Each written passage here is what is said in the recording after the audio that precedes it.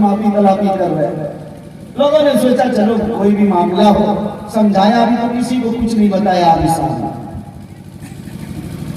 मस्जिद पहुंच गए, ज़ोहर तक फारिग होकर सबसे नहा धोकर नए कपड़े, सोचा कि कफन वाला कपड़ा सफेद नया सिला उला कर पहन के चले। अब ज़ोहर हुई, असर हुई, मगरिब इशा के बाद घड़ी पर निगाह, 12 बज गए, 1 बज गए, 2 बजने का इंतजार। इधर घड़ी की सुई 2 पर पहुंची। नौजवान दरख्त पर पहले से पहुंच चुका था। ठीक 2 बजे उसने आवाज लगाई, या तम्मल वक्त।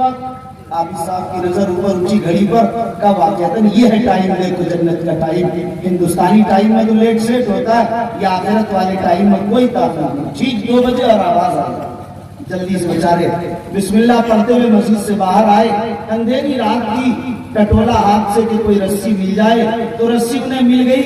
अब नूर की रस्सी है या सनपाट की रस्सी है, वो तो कौन देख रहा अंधेरे में। रस्सी मिल भी गई, बात सच साबित हुई। उन्होंने बिस्मिल्लाह पढ़ के फंदा अपने गले में डाला। अब वो जो फरिश्ते दरख्त पर बैठे हुए थे जन्नत में पहुंचाने के लिए, उन्होंने खींचना शुरू किया वहां से। अब जैसे ही खींचना शुरू, क्या हुआ? कहा या अल्लाह बड़ी तकलीफ हो रही। कहा अल्लाह के बंदे, जन्नत के रास्ते में कहीं तकलीफ होती है? जन्नत ले जाया जा रहा। और खींचना शुरू किया। फिर चिल्लाए, या अल्लाह बड़ी तकलीफ हो रही। कहा अल्लाह के बंदे, जन्नत के रास्ते में कहीं तकलीफ होती, जन्नत जाने। और खींचा, यहां तक के गले में रस्सी बैठ गई, सांसें रुकने लगी, जबान बाहर आने लगी, मुंह से पानी निकलने लगा, आंख से आंसू जारी हो गए, दम घुटने के करीब, मरने के करीब हुआ। आवाज लगाई, ऐ मेरे अल्लाह, मुझे ऐसी जन्नत नहीं चाहिए जिस जन्नत में गले में रस्सी डालकर खींचा जाता। और जो अल्लाह मियां बेचे हुए दरकार नहीं चाहिए तो ठीक। रस्सी ढीली की, जल्दी से रस्सी बचाई, सांस बचाई, और जल्दी से रस्सी खोलकर भागी घर की तरफ, मस्जिद का रुख नहीं किया। अब जो घर पहुंचे, तो घर पहुंचने के बाद दरवाजा खटके, तुम्हें 3 बच्चों के थे सारे मरहले में।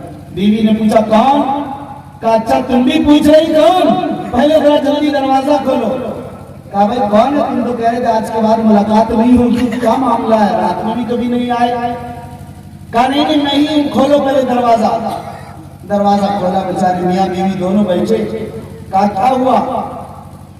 कहा ये जो जितने मौलवी घूम रहे हैं मदरसे वाले, और ये जितने तबलीगी जमात वाले अमीर घूम रहे हैं, इसे देखते हो, ये सारे बहुत बड़े झूठे, बड़े अय्यार, बड़े मक्कार, न मालूम क्या किया, जो कुछ हो सकता था वो सब कुछ कहा। हुआ क्या?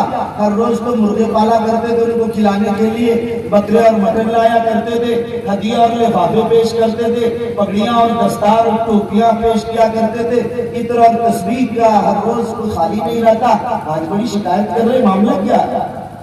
कहने लगे कि बेबी मामला ये है कि खुदा की कसम ये सारा ढोंग है, कोई जन्नत जहन्नम नहीं। जन्नत में तो दरहकीकत जन्नत में लोग कहते हैं कि ऐसी जन्नत कि न आंखों ने देखा, न कानों ने सुना, न दिल पर वहम गुमान गुजरा, ऐसी नेमत है। खुदा की कसम मेरी बीवी ये सब बातें झूठ हैं, अफसाने हैं, हकीकत के खिलाफ हैं, इसका दूर दूर तक इसका कोई वास्ता नहीं जन्नत से। जन्नत में तो गले में रस्सी डालकर खींचा जाता है। अच्छा, बीवी भी इतनी पढ़ी लिखी समझदार थी। अच्छा कह रहे हो, ये नहीं देख रहे निशान, गले का निशान दिखाया उन्होंने। कहा वाकई? कहा मैं तो छूट गया कैसे कैसे करके, मैंने कहा मुझे जन्नत नहीं चाहिए इसलिए मुझे छोड़ा गया, वरना जो जन्नत में जाएंगे ये हश्र किया जाएगा उनका। मेरे बुजुर्गों, ये हंसने का मौका नहीं, ये रोने का मौका है। एक आबिद व ज़ाहिद, एक शब बेदार तहज्जुद गुजार इस बुनियाद पर सिर्फ मस्जिद ही नहीं छोड़ा उसके बाद से, बल्कि मुल्ला अली कारी ने लिखा कि उन शख्स की वफा कुफ्र पर हुई और शिर्क इख्तियार कर लिया। ये क्यों हुआ? अगर वो पढ़ा लिखा होता, आलिम होता, उसके पास इल्म होता, या उलमा की सोबत होती, उन्हें मालूम होता कि जन्नत बगैर मौत के नहीं मिलती है। अल-मौत जसदुन युसिलुल हबीब अल हबीब, मौत एक पुल है जो एक दोस्त को दूसरे दोस्त से मिलाता है। मौत के बगैर इंसान जन्नत में नहीं जा सकता, मौत के बगैर इंसान महशर में कदम नहीं रख सकता। इसलिए मेरे भाइयों, ये वाकया इसलिए मैंने सुनाया आपको ये बताने के लिए कि आबिद हो जाना, इल्म न हो तो उसका कोई फायदा नहीं है। इल्म का मकाम और इबादत का मकाम बता दूं आपको, میرے بھائیوں، ایک عالم اور عابد کا مقام ایسے ہے جیسے عابد ایک مجاہد ہے، ایک افسر ہو سکتا ہے، ایک سپہ سالار ہو سکتا ہے، لیکن جو عالم ہوتا ہے، جو عالم ہوتا ہے وہ شہزادہ ہوتا ہے۔ بادشاہ کے شہزادے کا کیا مقام ہے اور اس کے افسر کا کیا مقام ہے؟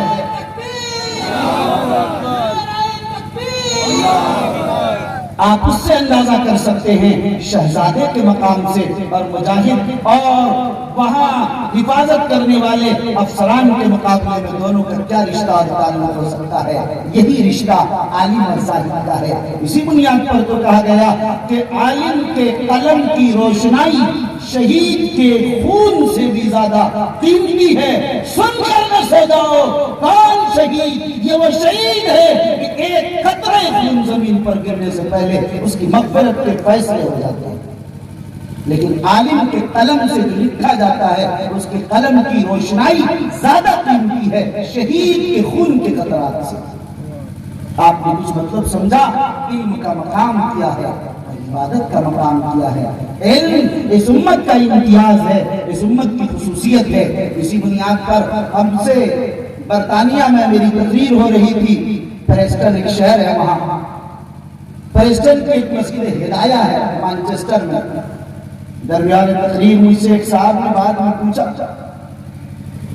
کہ بات یہ سمجھ میں نہیں آتی ہے کہ یہاں عیسائیوں کیا صرف دو مذاہب ہیں، یہودیوں کیا ایک ہی مذہب ہے، کوئی فرقہ نہیں یہودیوں، عیسائیوں میں 2 فرقے اور مسلمانوں میں 73 فرقے۔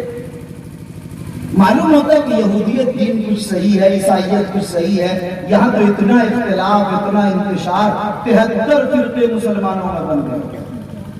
میں نے کہا کہ آپ نے بڑی اچھی بات کہی، سمجھیے بات، یہ اختلاف علم کی بنیاد پر ہوتا ہے۔ یہودیوں کا علم سب سے کم ہے، اسی لیے ایک فرقہ بھی نہیں بن سکا، ایک ہی رہ گیا۔ عیسائیوں کا کچھ زیادہ، اس لیے 2 بنا۔ اسلام میں مسلمانوں کے ہاں چونکہ علم بہت زیادہ ہے، اسی لیے جماعتیں پیدا ہوئی اسی علم کی بنیاد پر، کثرت علم کی بنیاد پر، آرا کا اختلاف، افکار کا اختلاف، اسی بنیاد پر یہ ساری جماعتیں ہوئی۔ یاد رکھیے، علم کو میں آپ کے سامنے یہ بتانا چاہ رہا تھا کہ آپ کا اختصاص و امتیاز علم ہے۔ مجھے یہ ایک بات بتانی تھی آپ کو کہ آپ کو پیدا ہی کیا گیا علم کے حصول کے لیے، علم کی شمع روشن کرنے کے لیے، علم کے عام کرنے کے لیے آپ کو پیدا ہی کیا گیا اس دنیا میں۔ آپ کا مقصد وجود ہی یہی ہے، آپ کے نبی کے مقصد بعثت یہی ہے، اس لیے اعلان کا انما بعثت معلما۔ اسی لیے اللہ کے نبی نے جو اپنا مشن خود بتایا اس میں یعلمہم الکتاب والحکمت، تعلیم بتایا۔ اللہ پر نے جو احسان نبی پر کیا، سب سے بڑا احسان جسے اللہ نے کہا علمک ما لم تکن تعلم وکان فضل اللہ علیک عظیما، فضل عظیم اگر کیا ہے محمد تم پر تو تمہیں علم دے کر کیا ہے۔ علم سب سے بڑا فضل۔ اب یاد رکھیں، وہ قوم جس کے کتاب کی پہلی آیت اقرا ہے، وہ قوم جس کے نبی کا نعرہ انما بعثت معلما ہے، وہ قوم جس کا امتیاز علم ہے، اس قوم کی آج بدترین سے مشکل حالات اور زمانے میں نہیں۔ اس قوم کے حالات یہ پچھلے 150-200 سال میں یہ حالات ہیں۔ آپ اگر اٹھا کر دیکھیں سرکار دو عالم صلی اللہ علیہ وسلم کی سنت اور طریقہ، آپ علیہ الصلوۃ والتسلیم مکے میں ہوتے ہیں، سب سے پہلے دار ارقم قائم کرتے اور تعلیم کا نظام کر رہے ہیں، ادھر خطاب پڑھا رہے ہوتے ہیں، ادھر فلاں پڑھا رہے ہیں، ہر گھر میں ایک آدمی اسلام قبول کرتا ہے، ایمان قبول کرتا ہے، وہیں تعلیم شروع ہو جاتی ہے۔ مدینے میں تھوڑے سے لوگ ہو گئے، آپ علیہ السلام آئے تو سب سے پہلے اپنا گھر نہیں بنایا، مسجد بنائی، مدرسہ بنایا صفہ کے نام سے، چبوترا، نماز شروع کی، تعلیم شروع کی، اس کے بعد پھر اپنے گھر کا انتظام کیا۔ یہ ترتیب دیکھ رہے آپ پہلے اپنا گھر بنا۔ میں نے دیکھا، میں نے پوچھا کہ یہ قصبہ ہے یا گاؤں؟ معلوم کہ یہ گاؤں ہے۔ میں نے کہا بھائی تو شہر اور قصبہ جیسا معلوم ہو رہا، اتنی بڑی بڑی بلڈنگیں اور اتنے عالیشان مکانات و محلات اور بڑے اچھے لوگ، ماشاءاللہ خوشحال ہیں، لگ رہا ہے ہم بڑے تعلیم یافتہ ہیں۔ لوگوں نے بتایا تعلیم یافتہ نہیں ہے لیکن مالدار اور صاحب ثروت ہیں، پڑھ نہیں رہے، میٹرک پاس کرنا مشکل ہو گیا ہے، اور مشکل سے میٹرک پاس کر لیتے ہیں، اس کے بعد تو سعودی، دبئی اور عمان چلی جاتا ہے۔ ظاہر ہے کہ آپ نے کیا کیا؟